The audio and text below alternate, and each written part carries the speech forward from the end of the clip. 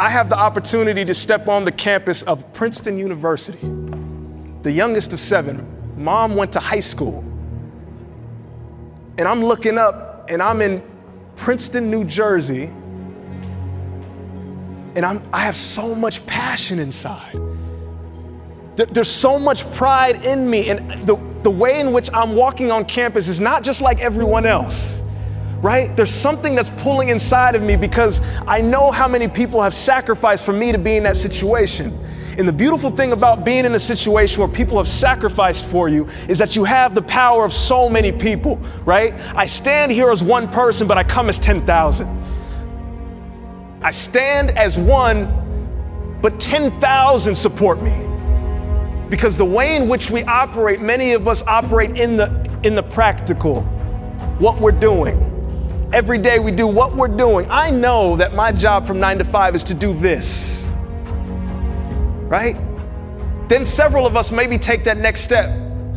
How we do it. Do we do it with passion? Do we do it with conviction? But there's this next step that's amazing. Why are you doing what you're doing?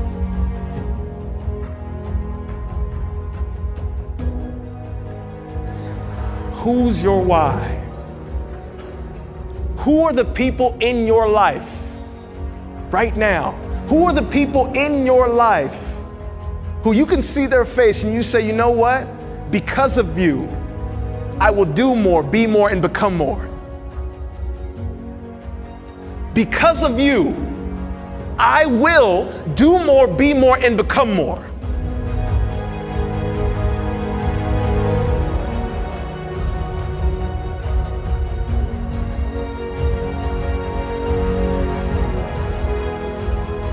Every time I get the opportunity to tell my story, I start with my mom. She is me. Her heart is my heart. Everything that I do, I know the sacrifice. I know the sacrifice. And the most amazing part is I believe that each and every one of us can bring that passion to what we do if we remember who our why is. If we identify it so clearly on a day-to-day basis of why are we getting up at 6 a.m. again? Why are we doing this, right? And there are certain people in our lives that allow us to continue on, that allow us to push forth.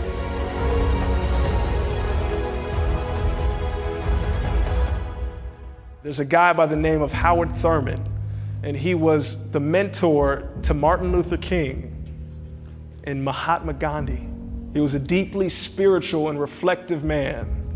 And the way in which he wrote and the way in which he spoke, everything that I read from him, it's just like powerful. But this one quote is fitting. Don't ask what the world needs. Ask yourself what makes you come alive. Because what the world needs is people who have come alive. Don't ask what the world needs. If you saw the most amazing part of when each and every individual was sharing their idea, can you feel how much emotion and passion they had in their idea? Right? Gripping the mic like just ready to, because this was an idea. When you have a great idea, it comes from somewhere deep. Right? It allows you, every single one, when I'm listening and you guys are listening to these stories, there's a passion behind it. There's a helping a community behind it. There's not only a what's your why, but who's your why behind it. There's a vision. So the quote, again, is do not ask what the world needs. Ask yourself what makes you come alive. Because what the world needs is people who have come alive.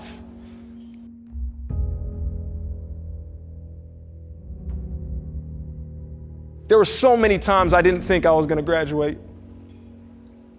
I'll be 100% honest with you. There were so many times where it was so difficult. And I remember in 2013, and this is kind of my story, the reason where that TED Talk came from, the reason why I wrote How to Network in College for Students. And I can remember graduating, imagine, from the #1 academic institution in the country, unemployed, and going, what? And spending the next 6 to 9 months thinking, what on earth is going on in the world? I thought I did everything right. But it's a beautiful thing. How many of you guys know that through our biggest failures, sometimes the most amazing opportunities will sprout right before us? How many of you guys know that? Right? And amazingly, that failure for me made me change my questioning. And I want you guys to think about this clearly here. It made me change my questioning. I returned to Princeton University, worked just like you in administration in the athletic department. And I'm looking around and I'm remembering how much pain and how much confusion I had. And I remember asking the question, why didn't I get a job when I graduated? Why was it so difficult for me? And there was a turn when I asked a new question and things started to change. Instead of saying, why doesn't Princeton do this for me? I asked, what can I do for Princeton? Right? In the midst of not knowing what's happening, instead of asking, why can't Princeton do this for me? I asked the question, what can I do in my shoes, from my perspective, in my stance, to contribute to this amazing community? How can I make this great community even better? And it hit me, and I said, you know what? There might be other student athletes just like me who don't understand the concept. So I created a program. The program was called Profound Ivy. It was a mentoring program. And I said, can I get some of the student athletes together and we'll come in and we'll talk about networking and professional development and academic efficiency? And the athletic department looked at me and they said, oh, that's awesome. We won't pay you for it, but this is great. Go ahead. And so that's what I did. 9 to 5, you work, and then 6 to 9, just doing my own thing of how I could contribute back. And it was interesting because the group grew, right? It was 8 students, and then it was 12 students, and then it was 25 students, and then it was 40 students, and then it was 70 students. And then I get an email from the university president and says, did you create the Profound Ivy mentoring program? Yes, it's me. It's like, well, I would like to come support it and financially support it as well. Is that okay? You guys could clap for that. There's a point here. I want to drill this in. And I remember at that moment, and I thought to myself, I was just one guy out of a 130-person department with one idea that came from me changing my question from being a selfish act to a selfless act.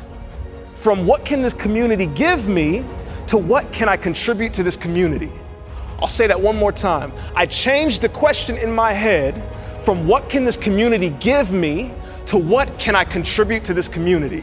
And I learned something amazing, and I hope that you can take this nugget right here, is that when you switch the question in your mind from what can I get from this community to what can I uniquely give, the doors open up.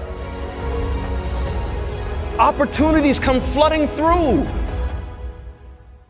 It's an amazing mindset perspective. It's amazing change. Something that I learned at the age of 24, and I will never forget to this day. Every community that I'm a part of, any door that I walk in, my first question is 5149. What can I give to this situation? If you guys see, I'm walking around and I have this shirt and 2 words are plastered on my chest, and it says, one says inform and the other says inspire. And they're 2 words that I absolutely live by. Inform. Right? Inform means the information that's coming to you from the outside, right? How do we take information from the outside to make us better? Second word is inspire. Everybody say inspire. Inspire. So I took a little bit of Latin. So inspire, inspirare, right? So spirare is the spirit. So the spirit within. So information comes from without, inspiration comes from within. And when you put the two together, you can do some amazing things.